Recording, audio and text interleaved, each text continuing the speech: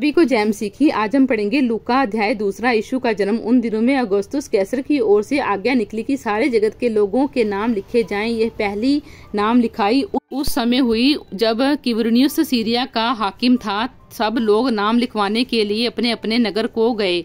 अतः यूसुफ भी इसीलिए कि वह दाऊद के घराने और वंश का था, गलील के नासरत नगर से यहूदिया में दाऊद के नगर बैतलहम को गया कि अपनी मंगेतर मरियम के साथ जो गर्भवती थी नाम लिखवाए। उनके वहां रहते हुए उसके जनने के दिन पूरे हुए और वह अपना पहलौठा पुत्र जनी और उसे कपड़े में लपेट कर चरनी में रखा, क्योंकि उनके लिए सराय में जगह न थी।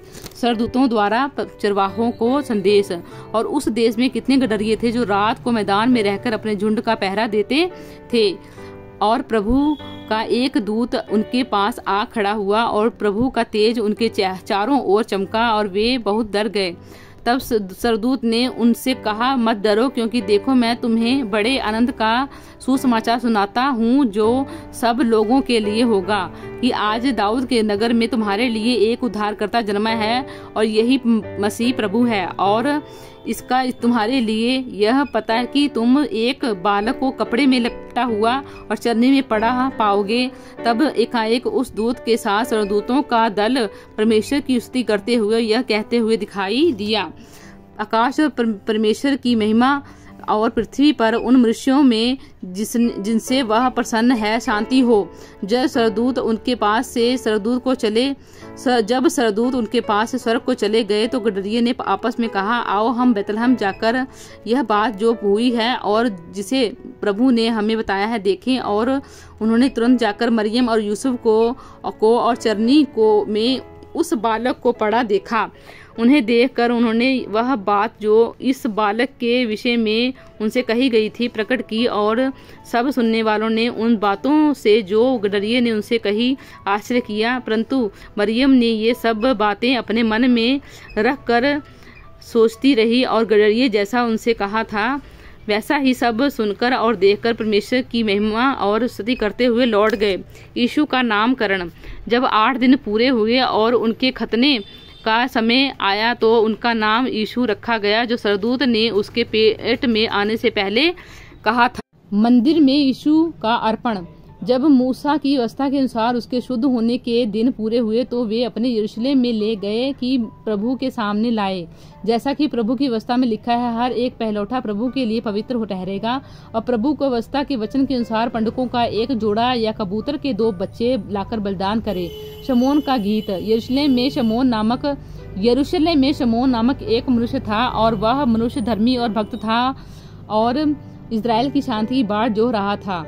और पवित्र आत्मा उस पर था और पवित्र आत्मा द्वारा उस पर प्रकट हुआ कि जब वह प्रभु के मसीह को देख ना लेगा तब तक मृत्यु का ना देखेगा। वह आत्मा के सिखाने से मंदिर में आया और जब माता पिता उस बालक यीशु को भीतर लाए कि उनके लिए व्यवस्था की रीति के अनुसार करे तो उसने उसे अपनी गोद में लिया और परमेश्वर का धन्यवाद करके कहा, हे स्वामी, अब तू अपने दास को अपने वचन के अनुसार शांति से विदा करता है, क्योंकि मेरी आंखों ने तेरे उद्धार को देख लिया है, जिसे तूने सब देशों के लोगों के सामने तैयार किया है कि वह अन्य जातियों को प्रदान देने के लिए ज्योति और तेरे निज लोग इजराइल की महिमा हो।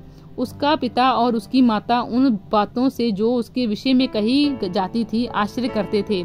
तब शिमोन ने उसको आशीष देकर उसकी माता मरियम ने कहा, देख, वह तो इजराइल में बहुतों के गिरने और उठने के लिए और एक ऐसा चिन्ह होने के लिए ठहराया गया है जिसके विरोध में बातें की जाएंगी, वरन तेरा प्राण भी तलवार से पार छिद जाएगा। इससे बहुत हृदयों के विचार प्रकट होंगे। हन्ना की गवाही।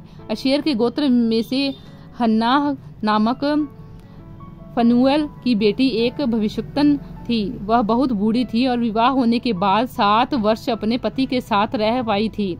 वह 84 वर्ष से विधवा थी और मंदिर को नहीं छोड़ती थी, पर उपवास और प्रार्थना करके रात दिन उपासना किया करती थी। और वह उस घड़ी वहां आकर प्रभु का धन्यवाद करने लगी और उन सबों से जो परमेश्वर यरूशलेम के छुटकारे की बाट जोहते थे उस बालक के विषय में बातें करने लगी। नासरत को वापस लौटना। जब वे प्रभु की व्यवस्था के अनुसार जब कुछ पूरा कर चुके तो गलील में अपने नगर नासरत को फिर चले गए। और बालक बढ़ता और बलवंत होता और बुद्धि से परिपूर्ण होता और परमेश्वर का अनुग्रह उस पर था। बालक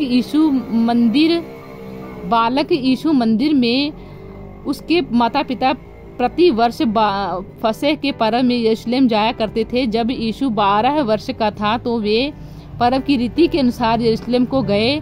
जब वे उन दिनों को पूरा करके लौटने लगे तो बालक यीशु यरूशलेम में रह गया और यह उसके माता पिता नहीं जानते थे।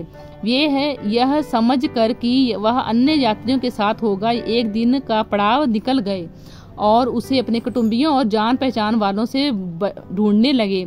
पर जब नहीं मिला तो ढूंढते ढूंढते यरूशलेम को फिर लौट गए और 3 दिन के बाद उन्होंने उसे मंदिर में उपदेशकों के बीच बैठे उनकी सुनते और उनसे प्रश्न करते हुए पाया। जितने उसकी सुन रहे थे वे सब उसकी समझ और उसके उत्तरों से चकित थे।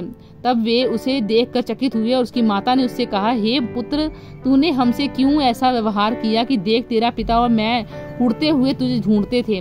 उसने उनसे कहा, तुम मुझे क्यों ढूंढते थे? क्या नहीं जानते कि मुझे अपने पिता के भवन में होना आवश्यक है?